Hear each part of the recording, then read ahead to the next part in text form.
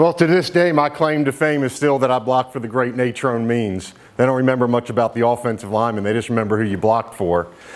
But today it's really cool to be back, getting a chance to share my story with you guys. And what's neat is my story is really your story. I sat in this team room just like you guys. I had to adjust to a coaching staff that recruited me, getting fired and having a new staff come in, just like you guys. And the staff that came in was headed by the same coach that you guys are now working for, Coach Brown. So we've got so much in common. Most of you guys are getting ready to join another club that I've been part of. It may not be next year, but sometime within the next 4 or 5 years, the vast majority of you will be part of another group that I've been a member of for a long time, and that is guys that played football here at Carolina, but weren't quite good enough to play in the pros. That's really the reality of the situation. This is me the day my dreams of playing in the NFL ended and my reality of life after football began. Fortunately for me, I had a plan. How many of you guys have a plan? Plan for after football? See a few hands go up, that's great. I had a plan. I was lucky. I knew what I wanted to do. I had built the professional connections to help me find my way to that opportunity.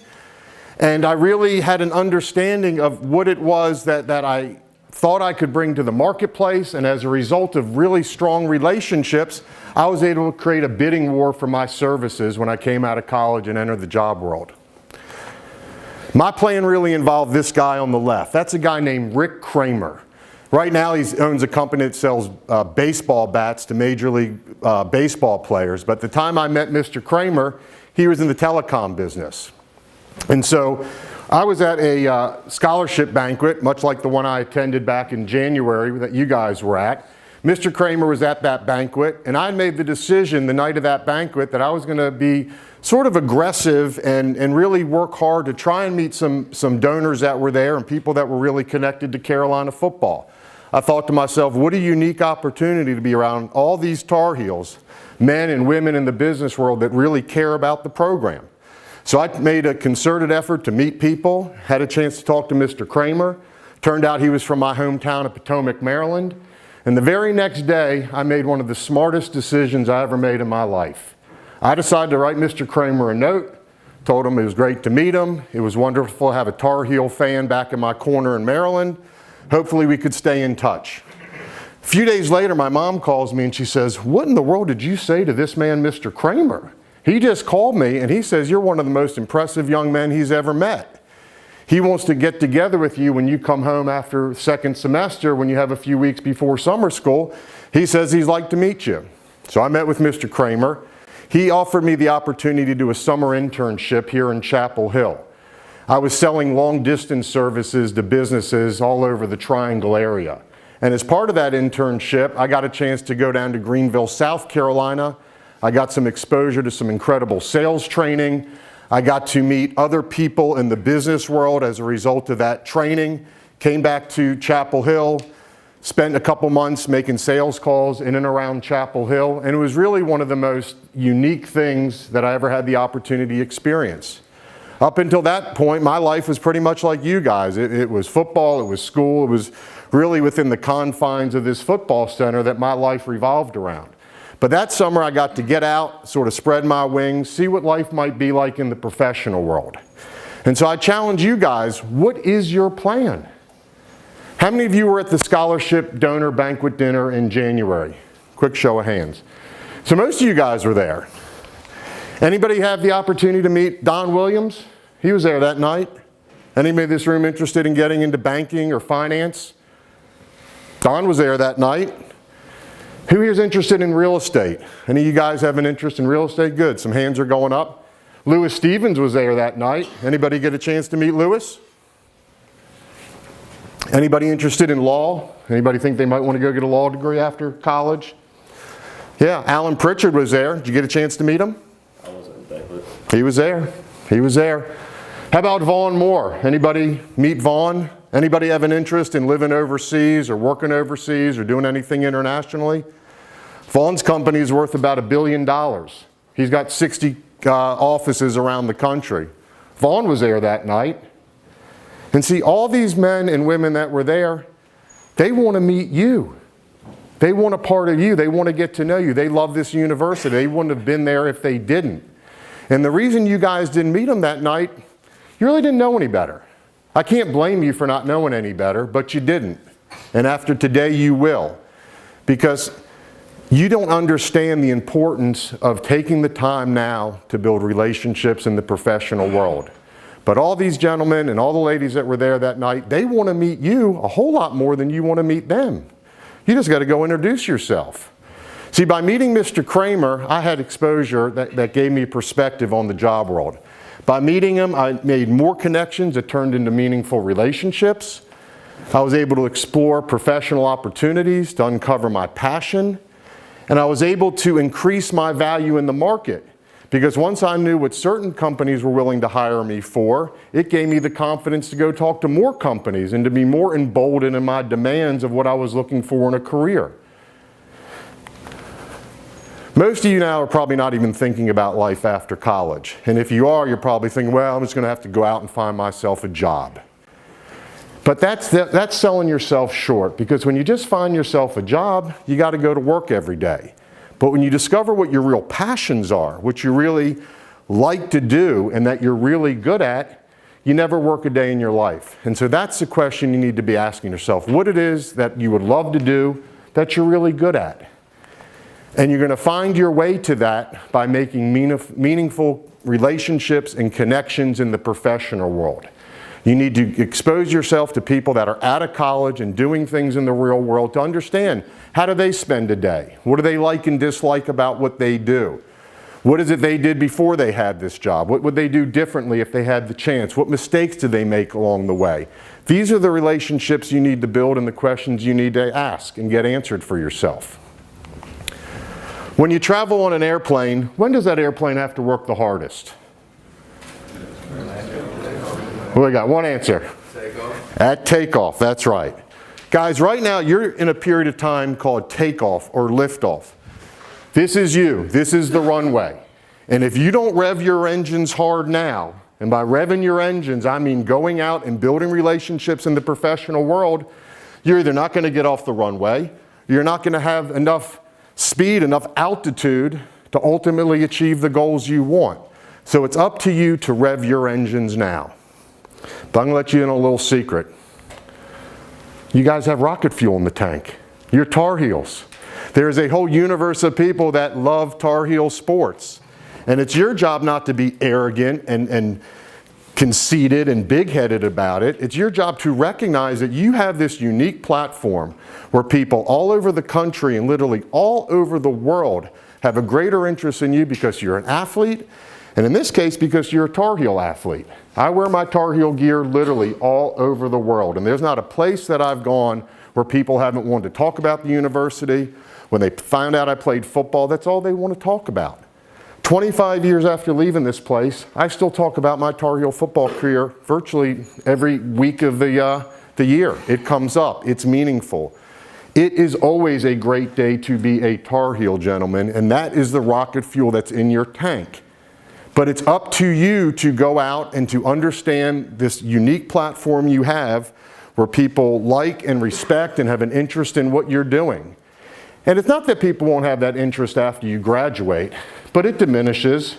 The day you play football for the last time, you're just a former football player. But right here and right now, people are interested in what you're doing, and it's your job to go out there and meet them and engage with them and learn about what life is like after football. Liftoff's hard work, but it's only for a short period of time. Or you can just get by for the next 40 years doing something so-so, making average money. It's really up to you. And it's not so much about the money, it's about doing things that bring you joy and meaning in your life. If you find something you love to do and you're really good at, the money will be there. But it's up to you to foster those relationships. I like this quote here from Frank Kaminsky, former Wisconsin basketball player, current Charlotte Hornet. What Frank Kaminsky said, he's going to miss everything being in one confined space. His roommates, his friends, everything he built, everything you guys are building is really right here in this room and in this field house or on campus. And it's your job to dig in, and when he talks about the all that he's built here. What he's really talking about is relationships, okay? Relationships with your classmates. Anybody here friends with the president of the student council here on campus? Not anybody. I can tell you the people that are leaders on campus today will be the leaders later on in life. They want to meet you. I can promise you that. It's your job to meet them. Also, getting to know your teammates. I put up there both older and younger teammates. I made a concerted effort when I was a true freshman to meet all the guys older than me, from the fifth-year seniors on down. If I had a chance to sit with them at training table or in the locker room, I wanted to get to know these guys and to build meaningful relationships. By the time I was a fifth-year senior, I was working my way down. And there's guys that were true freshmen when I was a fifth-year senior that I'm friends with to this day. And the neat part is, guys, if you do it right, if you really take sincere interest in other people, you can have a 20-year window of Tar Heel football history where you have meaningful relationships. That's what I've done. Because I know the guys that were fifth-year seniors when I was a true freshman. They know the guys that were fifth-year seniors when they were a true freshman, and all the way down. And that's 20 years of meaningful relationships. But you guys got to take the time and effort to do it yourself. Get to know your coaches. You know, they're people too. There is going to be more depth in your relationship if you get to know them now. Get to know your professors. Get to know your teammates' parents. That's really a wonderful place to start when it comes to building professional relationships, is talk to your teammates, get to know what their parents do. You know, unlike most of the students here on campus, when you play football, you play sports, your parents come to campus a lot. So your job is to get to know the parents of your friends and understand what they do and start asking meaningful questions about their career. We've all heard the adage, it's not what you know, it's who you know. There's some truth to that. You have to know people, of course, to connect with them. But what you're really looking for is depth in your relationships. I'm sure most of you guys have thousands of people that follow you on Instagram or thousands of Facebook friends, but what my experience has been is that Facebook friendships are worthless and meaningful relationships are priceless. So there's a place for social media. I like to use social media to attain what I call TOMA, top of mind awareness. So there is a place for social media, but you can't really get to know somebody just through Facebook or Instagram. It takes this. It takes real dialogue, real one-on-one conversation with depth and meaning to really build a meaningful relationship. So use social media to foster and grow relationships, but real depth comes from one-on-one. You've got to get to know people better. So guys, I don't have a ton of time, but in the limited time I have left, I really want to leave you guys with a plan. I know that we're football players. We plan our work, we work our plan, we've got a game plan. So my plan for you is what I call network to get work. It's a pretty simple plan, okay? First thing you need to do, you need to show up at the right places. You need to make a memorable impression. And you need to convert introductions into meaningful relationships. So here's how it's done. What are the right places? Well, you can start by showing up at your professor's office hours. That's something I tried to do in college. I can tell you, if you start showing up at your professor's office hours and get to know that professor and let them get to know you and build a relationship with meaning, that relationship will never be the same again. They will look at you different when you're in their class. But you've got to take the time to meet them and get to know them. You need to work on building relationships with other people on campus. I can tell you, your suite mates and classmates and people on campus, they want more of you. Everybody wants more of you when you're an athlete. Don't be arrogant about it, but work to build relationships with the general student body. And again, seek out those leaders. We talked about your parents' friends. We talked about your classmates' parents. Another thing you can do is you can attend civic groups. Has anybody here heard of Kiwanis or Rotary or the Optimist Club or Civitans clubs? Okay, a few hands. There's organizations in every city and town in this country, civic groups where people come together for fellowship and to do good work in the community. I'm a Rotarian in Charlotte, so every week I'm going to a lunch with some of the best and brightest people in the city. If you know where you want to live, be it in the Carolinas or somewhere else, when you go back to your hometown, show up at these events. Find your way to a Rotary Club or a Kiwanis Club or a Civitans Club. Again, I can assure you, because you're a college student athlete, you'll be the most popular person in the room in no time. But you got to make it a point to show up. The other thing you need to do when you show up is you need to make a memorable impression. I do sales training talks all the time, and when I talk to just everyday salespeople, I talk to them about how they need to be creative to be memorable. I talk about unique business cards. I might encourage people to wear unique lapel pins or unique ties or something like that. But the good news is for you guys is you're Carolina football players. Just by showing up, you're memorable. All you got to do is show up and not act big-headed, not act entitled and like anybody owes you anything, but just show up and be friendly. That's all people want from you, and that's really all you need to do to be memorable. Show up, be a friendly person, ask interesting questions, show real interest in other people, and engage with people. I also just want to talk to you a little bit about being nice. I say to my kids all the time, it's nice to be nice. Anybody hear the old adage, sticks and stones will break your bones, but words will never hurt you? Most of you have heard that. Anybody here ever broken their leg before? Can you stand up for me real quick? All right, great, you can sit down. How were you able to stand up if you broke your leg once? It healed. It healed, that's right. Anybody here ever been put down, been shamed, been embarrassed? Yeah, we all have. And the thing is, the bones heal, but when you hurt somebody's feelings, that can last for a long, long time, guys. And when it comes from people like you that are in a position of leadership, that are on a pedestal where people revere you, your words matter more than most. So I really beg of you, just be out there and be kind to people. Your teammates, your classmates, these people that you're surrounded by today, a nice word from you means so much. And if you put people down and you're belittling, nobody likes it. People will remember that. So go out to the right places, show up, and just be friendly, be open, be engaging. Ask questions that show that you have sincere interest in other people. If you're not sure how to do it, read this book, How to Win Friends and Influence People by Dale Carnegie. It's one of the greatest books of relationship building known to mankind. So be a student of being friendly if that's something that's important to you. The thing I did with Mr. Kramer, by writing that thank you note, literally changed my life. And so from that experience, I learned that meeting people is great, and having good dialogue and making a memorable impression on them when you're meeting them, that's nice also. But if you don't convert that introduction into a relationship with meaning, it's almost like it never happened. So let me give you a simple plan. First off, handwritten thank you note.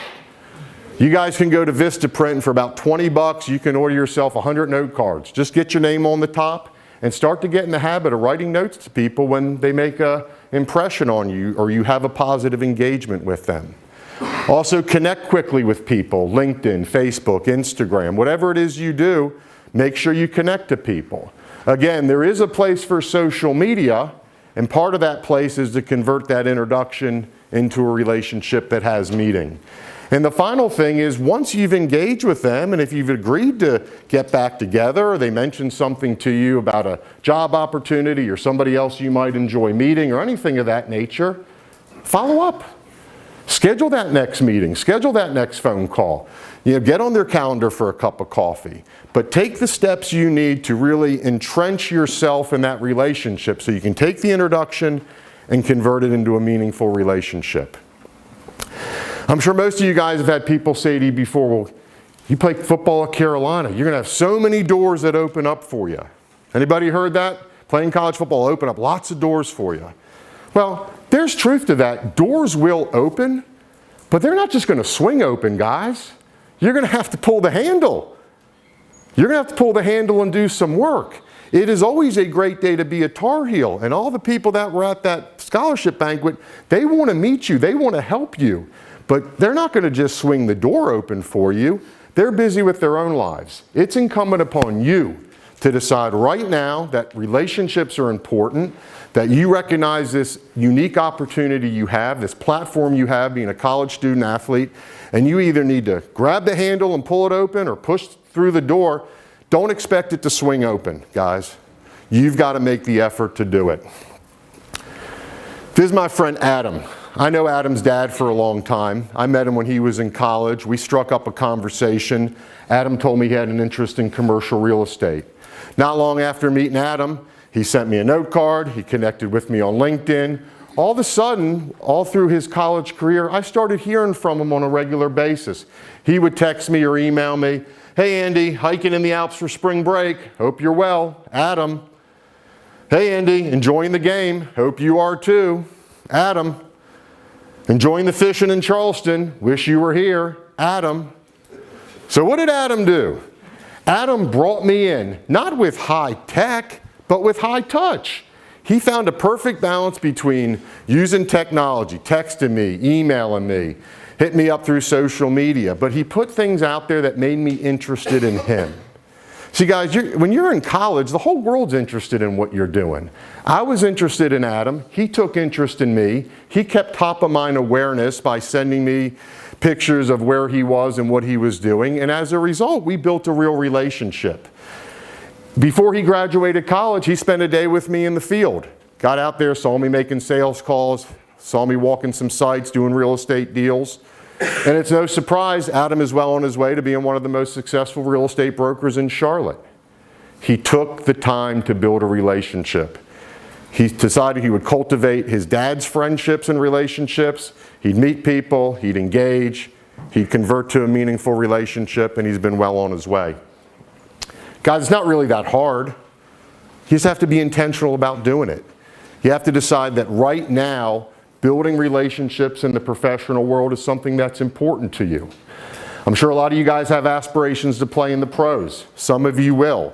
Most of you won't. You need to have a plan, and that plan revolves around relationships. Relationships with meaning and depth. With this information I've shared with you today, you can make more than an NFL career. NFL careers are short-lived, and even if you have the opportunity to be in the NFL, these relationships are still relevant, maybe even more so. You'll just have more opportunity to meet people and more to leverage if you make it to the pros.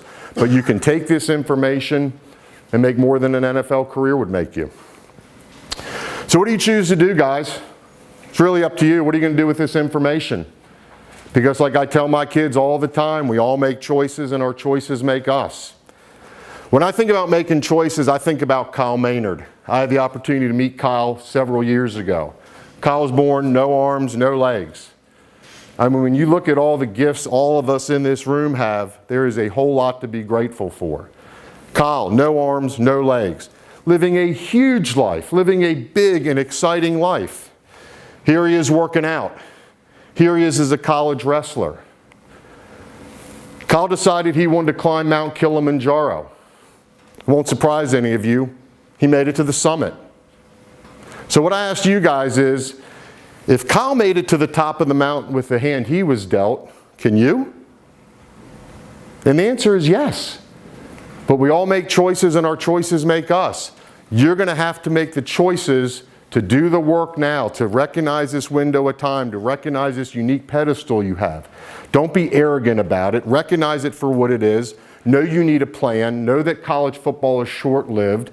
And do everything you can to wring every ounce of opportunity out of this Tar Heel football experience. Guys, now is the time.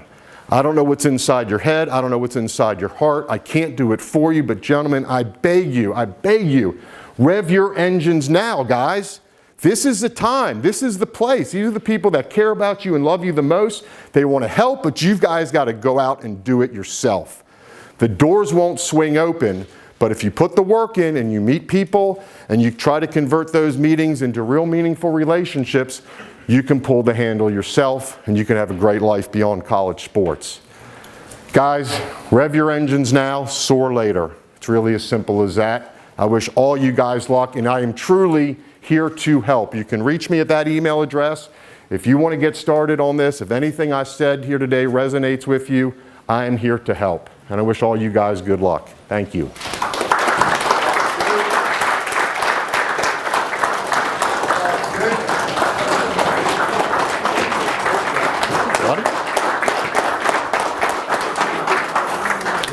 Thanks, Coach. Guys, He gave me his business card. Yeah?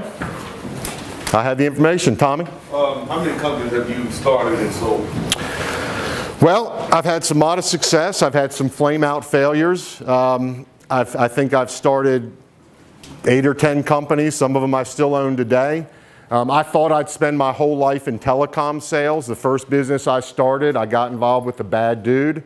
He stole from me. It was a very difficult time in my life, but we're a Tar Heel, man. We bounce back. So, yeah, I've started a bunch of companies. I've sold some companies. I really hope my best days are ahead of me. I've got a business now that replaces gasket seals on restaurant refrigeration equipment, and I'm aspiring to franchise that business. So I've done a lot of different things. It hadn't been straight up, but you got to get out there and give it a shot. Yes, sir. You said you opened and started your first business when you were 26. What was that first business for you, and how did you get to that point? Great question. After college, my first job was selling business telephone systems and voicemail. I went to a business symposium on campus. I was really attracted to a guy out of Raleigh that was with a company called Atcom. So my first 4 years out of school, I was selling telephone equipment and voicemail systems to businesses, and it was an awesome first job for me. It was winner take all, hardcore business to business selling. I was able to take all my competitive spirit from football and put it into that job. And after 4 years of really having a lot of success as a salesman and a sales manager in that position, there was a wealthy guy in the Charlotte community that said, "We think you got the right stuff. We'd like to back you financially to start your own business." It was through relationships. Yes, sir. Did you reach out to him or did he reach out to you? The person that backed me in the business, well, we had met through the community. You know, we met at a civic group, we built a relationship. I remember being frustrated a little bit with the company I was working for. I went to see this man who I had fostered a friendship with, told him what was on my mind. He said, if you think you really got the right stuff and you want to start on your own, I'm willing to put up the money and back you. Dre? You talked about the relationships with your teammates, you know, getting to know your teammates when you play here. Talk about how those relationships help you today. I mean, I'm here today because of those relationships. I mean, I'm at a birthday party in Charlotte for a former teammate of ours and talking to Coach Thigpen, and he's telling me about the well-heeled days, and here I am. Everything I do comes through relationships, and I can tell you a day doesn't pass, literally not a day goes by that I don't talk to one of my former teammates. So it's all about that. And you know, the neat thing is there's guys that I didn't even play with. David Bomar's here today. David worked for me. We didn't overlap at the same time at Carolina, but there's a kinship and a bond between us, just like you and I have, Dre. You know, we weren't here together, but we're Tar Heels. David was a safety here. Guys, I'm a resource to you anytime you need me. All the coaches here will know how to reach me. You've got my contact information. I am truly here to help. I hope you guys will take me up on it. So thank you. Andy, one more question for the guy. Help them with how you do that. That's not normal. Guys, there are so many peer groups out there. In my case, I joined a group called Young Entrepreneurs Organization. So once I started my first business, I just put myself around other entrepreneurial people. And I quickly decided that I like that lifestyle. You know, when you're an entrepreneur and you own your own business, I do have a lot of freedom with my time. There's also a stress level that comes when you're the guy that has to make payroll for everybody. But I saw what entrepreneurial people did, the kind of money they made, the kind of lifestyle they had. And through relationships, I just started showing up at the right places. Entrepreneur organization events, Chamber of Commerce events. I built a sphere of influence and a network of other entrepreneurial people. And now I'm in the mix. I mean, there's opportunities that come my way all the time. My best business decisions now are the business opportunities I pass on. But once you guys get in that zone and you start building relationships like I did, the opportunities are there. And the other thing I want you guys to remember is when you're out there talking to employers, you've got to sell your story. You know, the story of a college athlete is perseverance, it's time management, it's discipline, it's teamwork, it's all the things we know it takes to be successful. You've got to understand that your story is unique, and you need to be able to talk to employers about how you're going to be a great asset for them because of your college football experience. Did you start as an LLC? Were you a business major? I was a speech communications major. You know, I was a B student. You know, I wasn't good enough of an athlete not to work really hard to find my way to the field. And so I studied hard, I worked hard. I mean, I got decent grades, but no, I wasn't in the business school. I was in speech communication. But the school I've really been in, guys, for the last 25 years, I call it Automobile University. I would challenge anybody out there to tell me they've listened to more personal development content, more sales training content, more business training while in their car than I have. I continue to be a student of the game. I mean, there's not a day that goes by that I'm doing my best, not doing my best to listen to good, positive content in my vehicle. So like I showed you, that book, How to Win Friends and Influence People. You guys email me, I'll give you a list of good business books to read. What else? The biggest mistake you've made along the way that maybe you hope somebody might have shared with you early on so you could avoid it? Guys, gossip is bad.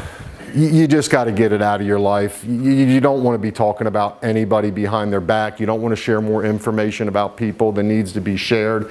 You really got to take other people's reputations seriously, because once those words leave your mouth, that impression is made. I just challenge and urge you guys, just be kind with people. Just be good-natured with people. You've got this platform as an athlete. People want a piece of you. Just be humble and gracious. But Coach, my number one thing is just don't gossip about people. It's bad stuff. It'll come back to bite you. Yes, sir. You first. In your hometown in particular, those are the windows of time, you know, during your period in Chapel Hill when you get away from the day-to-day of football and school. Try and step it up. Try and step it up. I can tell you that there's coaches and administrators in this room. If you tell them what city in the Carolinas you want to live in or what you want to do for a living, they'll put you in touch with the right people.